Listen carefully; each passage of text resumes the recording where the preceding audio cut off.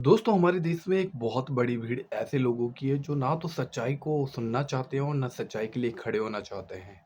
क्योंकि आज की ये जो वीडियो है वो कुछ इसी बात को रिलेट करते हुए है, जहाँ पर आप लोग जानते हैं कि पंजाब में जब बाढ़ आई थी और पंजाब के कितने ही लोग जब तबाह हो रहे थे, तब किस प्रकार से सरकार का जो है वो योगदान देखने को मिला या फिर नहीं देखने को मिला। इस मुद्दे पर जो ये भाई है इन्होंने बात की है।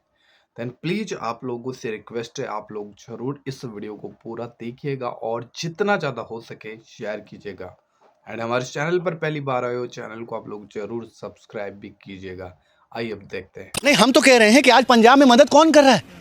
पंजाब में किसान यूनियन मदद कर रहा है, किसान मदद कर रहे हैं, मदरसे मदद कर रहे हैं, मौलवी लोग मदद कर रहे हैं। ईसाई धर्म के गिरजाघर से जो है ट्रक के ट्रक राहत सामग्री जा रही है। कहाँ है इस देश का सबसे बड़ा तथाकथित हिंदू संगठन? कहाँ है संघ के लोग? आज तो नहीं दिख रहे कहीं पे बाढ़ पीड़ितों का मदद करते हुए।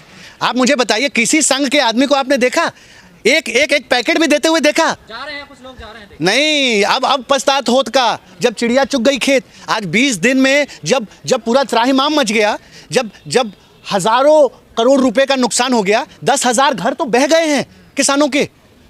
1 लाख हेक्टेयर से ज्यादा किसानों की फसल, जिसमें कपास है, जिसमें चावल है, जिसमें अलग अलग तरीके के, वो सब डूब चुके हैं, बह चुके हैं। हजारों मवेशी डूब के मर गए, किसानों के मवेशी। जो मवेशी डूबने से बचे वो पाकिस्तान की तरफ बह गए, सड़कें बह गई, सेना की गाड़ियां बह गई। और फिर भी आज उस पंजाब का सुध लेने वाला कोई नहीं है। नरेंद्र मोदी ने एक ट्वीट तक किया। इतना संवेदनहीन प्रधानमंत्री, ऐसा पत्थर दिल प्रधानमंत्री, ऐसा निर्दयी प्रधानमंत्री हिंदुस्तान के इतिहास में नहीं हुआ कि आज आधा देश जो है वो बाढ़ और जल प्रलय से जो है करा रहा है। और नरेंद्र मोदी के पास इतनी फुर्सत नहीं है कि वो जाकर के लोगों का जो है पीड़ा सुन सके। इससे बड़े शर्म, दुख, पीड़ा, दुर्भाग्य की बात नहीं हो सकती इस देश के लिए। गाली देते थे और जो वो मदद कर रहे हैं मुसलमान, उनके लिए क्या कहोगे? नहीं, मैं तो इस देश के मुसलमानों को इस देश का सबसे बड़ा देशभक्त कहता हूँ। आज राहत सामग्री, रिलीफ के जो सामान है वो कहाँ से जा रहे हैं? नूह की मस्जिदें खुली हुई हैं, मेवात की मस्जिदें खुली हैं, राजस्थान की मस्जिदें खुल गई। और भाईचारा का मिसाल पेश किया है इस देश की। हिंदू सिख भाईचारे को मजबूत करके दिखाया है इन सांप्रदायिक शक्तियों को कि आपकी आज पंजाब आपकी मदद के लिए जो है मोहताज नहीं है। आज जाकर के देखिए, पूरे पंजाब में जब सरकार नहीं थी तब भी आज पंजाब में जो है राहत सामग्री की ट्रक के ट्रक लगे हुए हैं। जाम लग गया है साहब।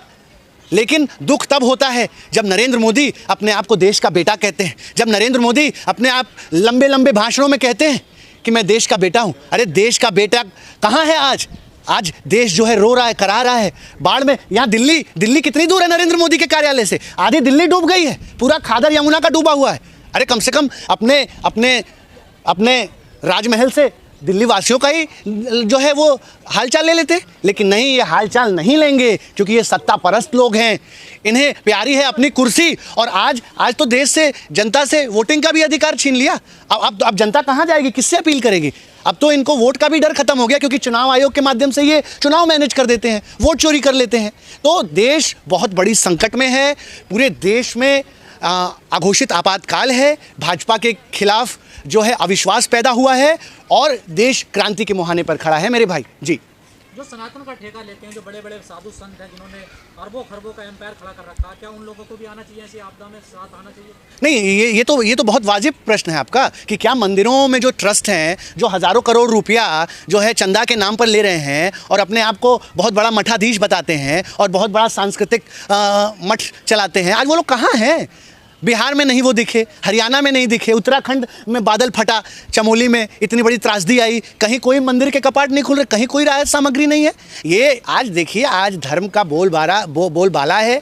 पूरा देश जो है धर्म की अफीम सुंघा दी गई है और उसके नाम पर पाखंड, अंधविश्वास को प्रश्रय दिया जा रहा है। आज किस मुंह से हम कहें कि हम जो है, हम भारतीयता हमारे अंदर है, जब एक भारत का नागरिक दूसरे भारत के नागरिक की मदद करने को तैयार नहीं है। आज सरकार की सबसे बड़ी ज़रूरत है। सवाल ये भी खड़ा हो रहा है कि पंजाब की मदद तो हर कोई करने के लिए जा रहा है, लेकिन जैसे दिल्ली हो गया, बिहार हो गया, उत्तराखंड हो गया, वहाँ नहीं पहुँच पा रही है इतनी बड़ी मदद। नहीं, देखिए जब सरकार ही हृदय शून्य हो जाए, जब सरकार ही अपनी जिम्मेदारी से भागनी शुरू हो जाए, जब सरकार ही एक कार्यालय से नागपुर से चलनी शुरू हो जाए तो फिर देश, वही तो मैं कह रहा हूँ कि जब चुनाही है उसे उसके कत्लेआम का हुनर देखकर, तो क्यों डर रहे हो लाशों का शहर देखकर? लोग मरते रहेंगे, लोगों के घर बहते रहेंगे, युवा ऐसे ही लाठी खाते रहेंगे, किसान ऐसे ही आत्महत्या करता रहेगा, क्योंकि अब लोकतंत्र बचा नहीं है इस देश में। ये India has become a partial democracy now. अब वो डेमोक्रेसी नाम की चिड़िया उड़ चुकी है। जिस देश में पारदर्शी चुनाव नहीं हो सकता, जिस देश में पूरा इलेक्टोरल रोल ही संदिग्ध है, जिस फ्री एंड फेयर इलेक्शन जो है वो किसी भी लोकतंत्र का नींव होता है, और जब फ्री एंड फेयर इलेक्शन ही नहीं है, पारदर्शिता ही नहीं है, तो फिर भूल जाइए, अब तो और बुरा समय आने जा रहा है, क्योंकि तानाशाह और मजबूत हो रहा है। और इस तानाशाह के रावण की तरह 10 सर हैं। ये सिर्फ नरेंद्र मोदी नहीं है, इस बात को इस देश की जनता समझे। इसके साथ कॉरपोरेट हैं, इसके साथ कट्टरपंथी हैं, इसके साथ चरमपंथी हैं, और इस तरीके से ये बहुत बड़ा रावण इस देश में तैयार हो चुका है। अब अगर इस देश की जनता नहीं जागेगी, और अब अगर क्रांति की अलख नहीं जगाएगी, मैं तो यही कहूँगा कि अब क्रांति के अलावा इस देश के सामने कोई रास्ता नहीं बच गया है। आज पूरा देश त्राहिमाम कर रहा है, देश जो है पीड़ा में है, हर जगह जो है जल प्रलय ही प्रलय है, जान माल का देश को नुकसान हो रहा है। 43 से ज़्यादा लोग पंजाब में मारे गए, 65 लोग उत्तराखंड की त्रासदी में मारे गए, इसी तरीके से बिहार में 7-8 लोगों की मृत्यु की जानकारी है। लगातार किसानों की फसलें बर्बाद हो रही हैं, पूरा आधा देश बाढ़ में डूबा हुआ है, और आपको जो है दोयम दर्जे की राजनीति को बीच में लाते हैं। This is not a point two debate in a mature democracy like India. मतलब अब इस देश की राजनीति इस स्तर पर गिर चुकी है कि मतलब अपनी मरी हुई माँ का इस्तेमाल जो है वो राजनीति के लिए किया जाएगा। ये इससे बड़ा मतलब नैतिक पतन भारत की राजनीति का नहीं हो सकता है। किसने किया शुरुआत? आप लोगों ने किया। भारतीय जनता से खुलेआम गाली दी आप लोगों ने। तो हम तो कह रहे हैं कि नरेंद्र मोदी की माताजी को जिसने भी गाली दिया उसको हरे चौराहे पे सूली पे लटका दिया जाए, लटका दिया जाए। आपकी केंद्र में सरकार है, आपकी राज्य में सरकार है, आप ये विधवा विलाप क्यों कर रहे हैं? ये क्या दिखा रहा है नरेंद्र मोदी का? ये कौन सा चरित्र है? जब नरेंद्र मोदी की कुर्सी खतरे में आती है तो ये घड़ियाली आंसू बहाना शुरू कर देते हैं। मतलब हिंदुस्तान के इतिहास का पहला ऐसा प्रधानमंत्री है जो सबसे ज्यादा रोता है, हर बात पर रोता है। He is acting like a baby. ये दूध पीते बच्चे हैं क्या नरेंद्र मोदी? नहीं, क्या मतलब माँ को गाली दोगे उनकी? कौन माँ को गाली दे रहा है? क्या विपक्ष के किसी नेता ने नरेंद्र मोदी की माताजी को गाली दिया? क्या राहुल गांधी जी ने गाली दिया? क्या तेजस्वी है? नहीं, मंच तो चले जाएंगे, उसके बाद कोई किसी को भी आप खड़ा करके गाली दिलवा दो। ये दंगे करवाने वाले लोग गाली नहीं दिलवा सकते हैं। जो लोग मंदिरों में मांस फेंकवाते हैं और मुसलमानों को बदनाम करते हैं, अभी आगरा की घटना है कि कैसे बजरंग दल के और तथाकथित हिंदू संगठनों ने जो है गौमांस जो है मंदिर में फेंकवाया और एक मुस्लिम समुदाय के खिलाफ मुकदमे कराए। इन लोगों ने गोधरा में जो है किस तरीके से दंगे कराए। तो जो लोग गोधरा करा सकते हैं, जो लोग सांप्रदायिक हिंसा भड़का सकते हैं, वो किसी आदमी को मंच से प्लांट करके गाली नहीं दिलवा सकते हैं। और आप मुझे बताइए, एक लॉजिक मुझे दीजिए। डेमोक्रेसी में हम कहते हैं we are mother of democracy, और इस डेमोक्रेसी का मुद्दा ये है कि नरेंद्र मोदी आकर के घड़ियाली आंसू बहाते हैं और कहते हैं कि मेरी माताजी को गाली दिया गया है इसलिए मुझे वोट दे दो। मतलब कितने और गिरेंगी इस देश की राजनीति? आप मुझे बताओ, मरे हुए शहीदों के नाम पर वोट मांगते हैं, हाँ? मरी हुई माता का इस्तेमाल राजनीति में ढाल की तरह करते हैं। ये तो सपूत नहीं है नरेंद्र मोदी, ये तो कुपूत हैं। और ये वही नरेंद्र मोदी हैं मेरे भाई, ये वही नरेंद्र मोदी है। अपनी माँ की कोख को गाली देते हैं ये कह करके कि मैं तो नॉन बायोलॉजिकल हूँ। जिस माता ने 9 महीने अपने गर्भ में नरेंद्र मोदी जैसे बालक को धारण किया, प्रसव की पीड़ा सही, एक बच्चे को जन्म देने में 306 हड्डी टूटने का दर्द होता है, वो प्रसव की पीड़ा को सह करके नरेंद्र मोदी को जन्म दिया। और वो नरेंद्र मोदी कहते हैं कि मैं तो नॉन बायोलॉजिकल हूँ, मेरा तो अवतार हुआ है। ये वही नरेंद्र मोदी हैं जो अपनी माँ को नोटबंदी की लाइन में लगा देते हैं। नहीं, सुनिए, ये वही नरेंद्र मोदी हैं जो अपनी माता के मरने पर जो है वो अपना मुंडन तक नहीं कराते हैं। ये वही नरेंद्र मोदी हैं। और ये वही नरेंद्र मोदी हैं जिनके राष्ट्रीय प्रवक्ता 24 घंटा 365 दिन इस देश की माताओं बहनों को जो है गालियां देते हैं, भद्दी टिप्पणियां करते हैं। राहुल गांधी पर, तेजस्वी यादव, मुकेश सहनी समेत नेताओं पर, तो वो झूठा एफआईआर है। देखिए, एफआईआर तो आपकी सरकार है, तानाशाहों की सरकार है। जिस पे चाहो उस पे एनएसए लगा दो, जिसको चाहो उसको जेल में ठूस दो, जिसको चाहो उसको बंद कर दो। ये हम तो कह ही रहे हैं कि देश में अघोषित आपातकाल है। और इस आपातकाल के दौर में जिस तरीके से जनता त्रस्त है। आज पूरे देश में भाजपा को लेकर के अविश्वास है। आज तो जनता खोज रही है भाजपाइयों को। यही बिहार में देखा आपने किस तरीके से मोतिहारी में जनता ने दौड़ा दौड़ा कर पीटा है भाजपा के नेताओं को।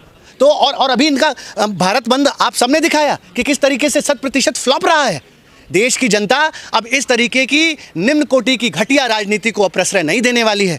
बिहार की जनता के पास अनेकों समस्याएं हैं। आज बिहार जो है बेरोजगारी से जूझ रहा है, बाढ़ से जूझ रहा है, आपदा से जूझ रहा है, उसकी कोई सुध लेने वाला नहीं है। मैं यही कहूँगा कि निकलो घरों मकानों से, जंग लड़ो बेईमानों से, तब लड़े थे गोरों से, अब लड़ना है इस देश के संविधान को ख़त्म करने वाले, इस देश के लोकतंत्र की हत्या करने वाले चोरों से। धन्यवाद। जय हिंद, जय भारत। तो दोस्तों, आप लोगों ने इस वीडियो को पूरा देखा और इस वीडियो को देखने के बाद में आप क्या सोचते हैं कि क्या इस भाई ने बिल्कुल इन मुद्दों के ऊपर जो बातें कही हैं वो सही कही हैं या फिर ऐसे ही कुछ बोला है?